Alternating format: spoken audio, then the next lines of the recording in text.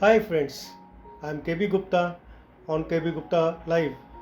Friends, आप जानते ही हैं कि अशनीर ग्रोवर जो कि भारत पे नाम की एक कंपनी के मैनेजिंग डायरेक्टर और को फाउंडर थे ने अपने पद से इस्तीफ़ा दे दिया है। इसके बाद कंपनी के बोर्ड ऑफ डायरेक्टर्स ने उन्हें मैनेजिंग डायरेक्टर और को फाउंडर के पद से भी हटा दिया गया है। ये अपने आप में बहुत चौंकाने वाली बात है। ऐसा क्या हो गया कि एक इंसान जिसने एक कंपनी की शुरुआत की और उसे एक सफलता का नया आयाम दिया, उसे ही वह कंपनी छोड़नी पड़ी। लेकिन फ्रेंड्स, ये कोई एक दिन में होने वाली घटना नहीं है। इससे पहले बहुत सी ऐसी घटनाएं हुई जो कि अशनीर ग्रोवर की भारत में से छुट्टी होने में कल्मिनेट हुई। आइए जानने की कोशिश करें कि वे घटनाएं क्या थी और उनका क्रोनोलॉजिकल ऑर्डर क्या था। क्या कुछ गलतियां हुई हैं जिनसे बचा जा सकता था, और अंत में हम ये भी एनालाइज करेंगे कि इससे हमें क्या क्या सीख मिलती है। अशनीर ग्रोवर भारत टैंक इंडिया से ही सुर्खियों में आए। इससे पहले इनके बारे में बहुत कम लोग जानते थे। शार्क टैंक में ग्रोवर अपने एक बेहद बेबाक अंदाज में नजर आए। वे किसी को भी कोई भी बात ब्लंटली बोल देते थे। एक एपिसोड में तो एक प्रेजेंटर को उन्होंने बोल दिया, तेरे से ना हो पाएगा, जा जाके कोई नौकरी कर ले। एक इंटरव्यू में जब एक इंटरव्यूअर ने उनसे पूछा क्या उनको इस अंदाज के बारे में चैनल वालों ने कहा था, तो इन्होंने कहा ये तो इनका ओरिजिनल अंदाज है। जब इनसे इसका कारण पूछा गया तो वे बोले कि मैं एक स्ट्रेट फॉरवर्ड आदमी हूँ, स्ट्रेट फॉरवर्ड बात करता हूँ और मैं नहीं चाहता कि सामने वाला कोई कन्फ्यूज़न में रहे। ये बात तो सही है, लेकिन कई बार ऐसा होता है कि आपकी बात किसी सामने वाले को चुभ जाती है, और इनके केस में यही हुआ। इस कॉन्टेक्स्ट में मैं आपको ये बता दूं कि अशनीर ग्रोवर एक बहुत ही ब्राइट स्टूडेंट रहे हैं। इन्होंने IIT दिल्ली से इंजीनियरिंग की है और IIM अहमदाबाद से MBA की है। इसके बाद इन्होंने कोटक इन्वेस्टमेंट बैंक में नौकरी करनी शुरू की। इसके बाद इन्होंने अमेरिकन एक्सप्रेस, ग्रोफर्स और PC ज्वेलर्स में भी नौकरी की। भारत पे की शुरुआत इन्होंने 2018 में शाश्वत नाकरानी और भाविक कोलाडिया के साथ मिलकर की। भारत पे एक बहुत ही सक्सेसफुल कंपनी के रूप में उभरी। ऐसा माना जाता है कि आज की डेट में भारत पे की वैल्यूएशन लगभग $3 बिलियन है। शार्क टैंक के एक एपिसोड में अशनीर ग्रोवर ने कहा था कि 3 सालों में इनकी कंपनी की वैल्यूएशंस 20,000 करोड़ रुपीस हो गई है। इन्होंने कहा कि इस स्पीड से ये 20 करोड़ डेली अपनी कंपनी की वैल्यूएशंस में जोड़ रहे हैं। ये अपने आप में एक बहुत ही सफलता की बात है। और सबसे मज़ेदार बात तो ये है कि ये कंपनी अशनीर की पहली कंपनी थी, और पहली कंपनी में सक्सेस मिलना एक बहुत ही रेयर बात है।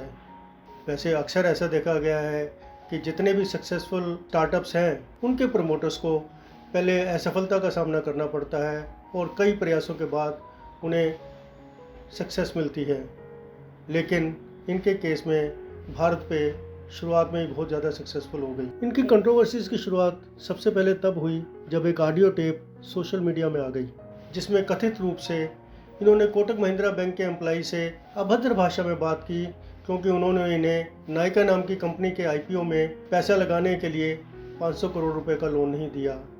हालांकि इन्होंने इस टेप का खंडन किया है और कहा है कि इनको ब्लैकमेल करने के लिए ये टेप जारी की गई थी। इसके बाद पता लगा कि भारत पे के बोर्ड ऑफ डायरेक्टर्स ने एक आउटसाइड जांच एजेंसी को कंपनी में हुई फाइनेंशियल इरेगुलरिटीज़ के लिए इन्वेस्टिगेट करने के लिए अपॉइंट किया है। इसके बाद ग्रोवर 31 मार्च तक छुट्टी पर चले गए।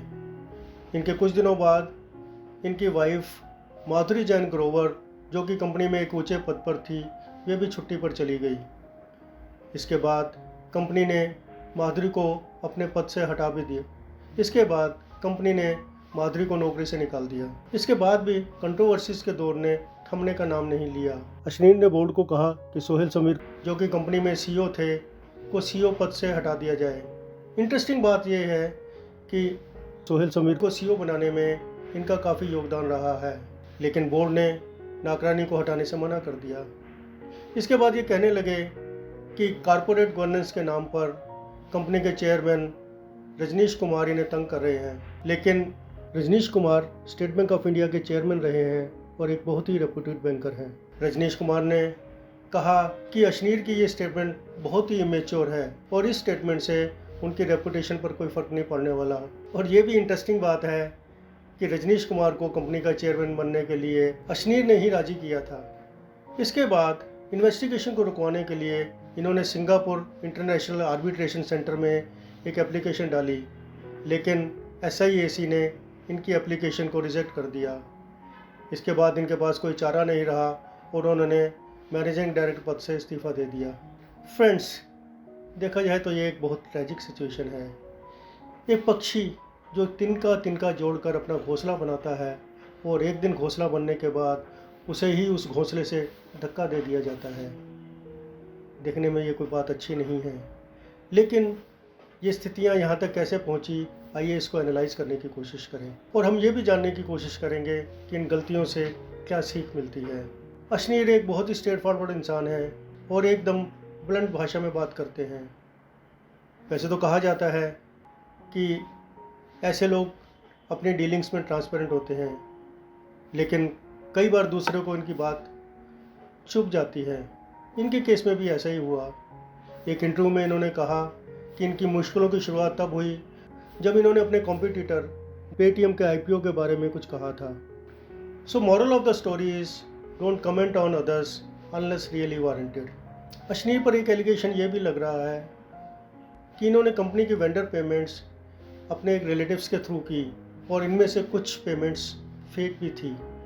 अगर ये ऐसा है तो इसे कन्फ्लिक्ट ऑफ इंटरेस्ट माना जाएगा। अगर आप एक बहुत बड़ा बिजनेस कर रहे हैं तो आपको वेंडर का बैकग्राउंड चेक करना बहुत ज़रूरी है। And it is advisable to avoid your relatives in business transactions. Ashneer का ये भी कहना है कि कंपनी के इन्वेस्टर्स एक प्रमोटर को स्लेव मानते हैं और अब जब अपनी नई कंपनी की शुरुआत करेंगे तो 100% इन्वेस्टमेंट अपना ही करेंगे। अब ये तो मालूम नहीं है कि उन्होंने ये बात किस कॉन्टेक्स्ट में कही है, लेकिन ये बात सही है कि जब भी कोई इन्वेस्टर किसी कंपनी में इन्वेस्ट करता है तो वह अपना पैसा कई गुना बढ़ाने की इच्छा रखता है। इसलिए जब उन्हें ऐसा लगता है कि कोई प्रमोटर गलत डायरेक्शन में जा रहा है तो वो उसे कोर्स करेक्शन के लिए एडवाइस करते हैं। हो सकता है कि अशनीर जैसे कॉम्पिटेंट आदमी को उनकी बात उनके काम में इंटरफेरेंस लगी हो, लेकिन ये भी बात भी सच है कि सभी प्रमोटर्स को इस तरह के दौर से गुजरना ही पड़ता है।